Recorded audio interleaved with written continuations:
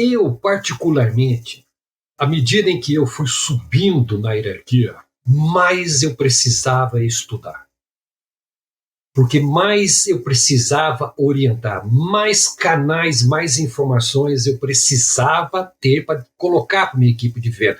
Eu tive que mudar uma cabeça de dizendo o seguinte: uma equipe que executa é uma equipe com pouco tempo de planejamento. Compreende? Então, muitas vezes se comete um erro de dizer com a equipe que está executando. Um vendedor, ele executa. Praticamente, ele tem que visitar 10, 15, 20 clientes, dependendo da agenda de trabalho dele. É um trabalho exaustivo. Não tem como ele planejar. Então, eu subia na hierarquia, quando eu subia, ou quem subiu na hierarquia, vamos dizer, a necessidade de estudar, de aprender, ela é premente, ela é uma variável fundamental para atender o que você falou. Porque na hora que eu identifico que um vendedor está com uma dificuldade da meta dele, por exemplo, passou 10 dias, passou 15 dias e ele está 30% da meta, 25%, a chance dele chegar a 100% é baixa.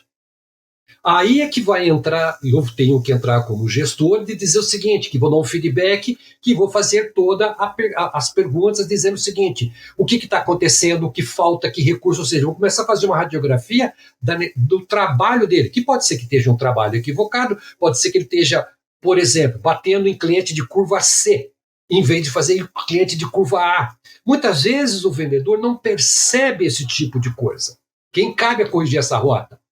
A pessoa. E você precisa estar, vamos dizer, fundamentado do ponto de vista de estudo, de entender técnicas para poder dar um feedback para ele. Falar assim: ô Marcos, cara, você está fazendo muito a curva A. Você tem, por exemplo, você tem 10 dias para 250 clientes, vamos dizer, da lista do cara. Não vai dar tempo. Vamos focar em curva A. Mas vamos focar em curva A, que são 10 clientes. O que você precisa? São essas mudanças que são feedbacks fundamentais numa orientação, numa relação hierárquica, né, de gerente com gestor, do ponto de vista de cumprimento da previsão de vendas, entendeu? Porque aí que passa a ser fundamental a liderança nesse trabalho, identificar e dizendo, muda o rumo. E é ele que tem que dizer isso, não é o vendedor, tá claro? E aí entra o ponto que você falou, quando o vendedor ele já é um pouco mais estratégico, do tipo, cara, estou no dia 10, estou com 20%, eu estava contando previsto versus realizado, esses 10 caras que eu fui no começo do mês, era para eu ter entregue 100 conto, eu consegui fazer 40. Estamos com problema nesse cliente aqui, por causa disso. E a informação volta, a chance desse vendedor que, ao invés de simplesmente começar a não entregar, bater cabeça, né, e não levanta a mão nem para pedir ajuda. Uma coisa é você levantar a mão e pedir ajuda, do tipo assim, ó, não vou conseguir entregar, tô em apuros. Outra coisa é você esperar dar o dia 30, de repente seu gestor não veio falar com você, não tá de olho nos indicadores, isso, e você tinha 100 para entregar, você entregou 38 e fudeu, né? E outro ponto é, não estou entregando, mas gente, é isso aqui que está acontecendo. Né? Se eu trago essa informação, eu não entreguei os outros 62 pau, mas eu estou trazendo informação, eu estou trazendo análise de mercado, eu estou trazendo coisas que são ricas para a empresa. E eu automaticamente estou fazendo o trabalho de autogestão, né? Porque, tentei ir nos meus clientes de curva A, aconteceu isso, fui nos meus clientes de curva C, o realizado e o previsto está assim, assim, assado. O seu gestor fala assim, poxa, interessante, o que está acontecendo? Vamos tentar fazer isso, vamos tentar fazer aquilo, vamos ver que resultado a gente tem, você tem mais X dias, o que dá para a gente fazer nesses dias para a gente conseguir bater uma quantidade maior do que você precisa. Né? Se eu faço esse tipo de trabalho, se o vendedor já está trabalhando no nível um pouquinho mais estratégico, mesmo que eu não esteja entregando, as pessoas percebem que eu estou trabalhando de maneira estratégica, certo?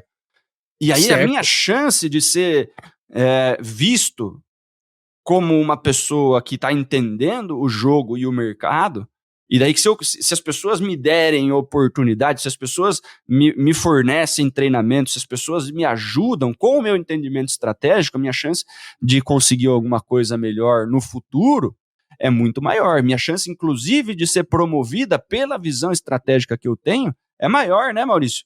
Porque o vendedor que trabalha de maneira estratégica, ele se sobressai.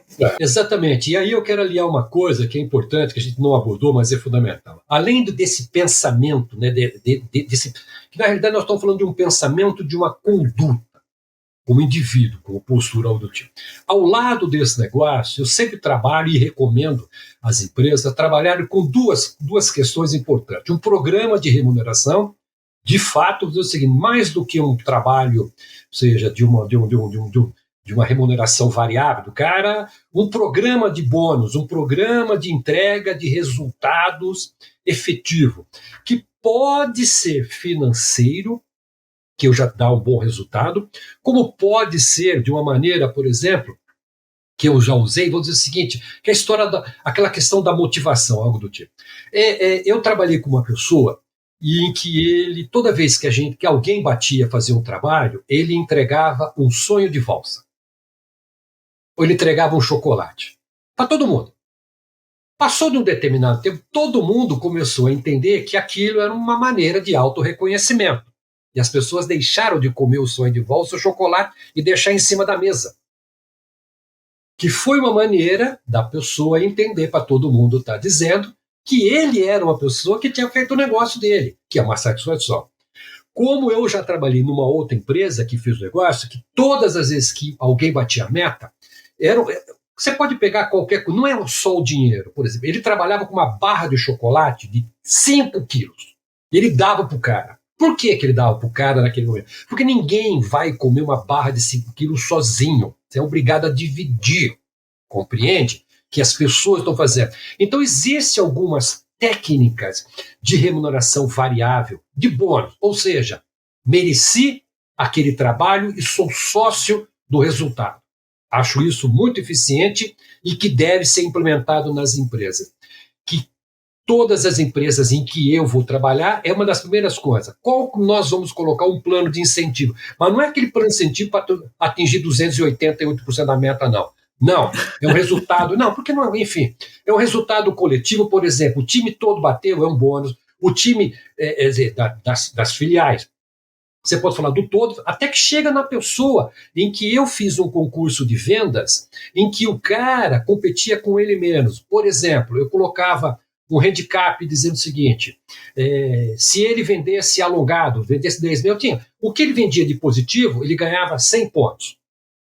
Se ele desse menos desconto daquele negócio todo, ele tinha 200 pontos de ponto. Mas se ele não fizesse, ele recebia, vamos dizer o seguinte, ele diminuía 30 pontos. Então, ele tinha um negócio de ganhar pontos e perder pontos, tá claro? Ele competia com ele. Então, o melhor, como se fosse um campeonato, que era uma... E outra coisa, e o cara ia ganhar, e todo mundo já sabia que ia ser uma televisão. Enfim, estabelecia prêmios trimestrais. Isso é justo, é legal, e a questão não é nem motivacional, é de reconhecimento em que você fez pela empresa. É uma maneira tangível de você dizer o seguinte, e isso é uma boa recompensa, que eu estou sentado num trabalho e dizer o seguinte, cara, eu estou aqui, eu sou reconhecido pelo meu trabalho, em tudo que o Daniel acabou de falar, do comprometimento, do 150, eu não parei no 50, é um cara que foi para 200. Esse equilíbrio das coisas você tem que tangibilizar dentro das empresas também. E aí, gostou deste conteúdo? Então eu quero te fazer 3 convites. Primeiro, para você ouvir o programa completo lá no Spotify. Segundo, para você conhecer o programa de aceleração de supervendedores, o nosso treinamento de vendas, onde eu e Daniel Mestre vamos te ensinar como aplicar o método supervendedores no seu negócio. E terceiro, quero convidar você para conhecer o RD Station CRM, o melhor e maior CRM do Brasil, inclusive o CRM que nós utilizamos aqui na nossa operação comercial. Esses 3 links estão na descrição deste vídeo. Vem com a gente e bora crescer!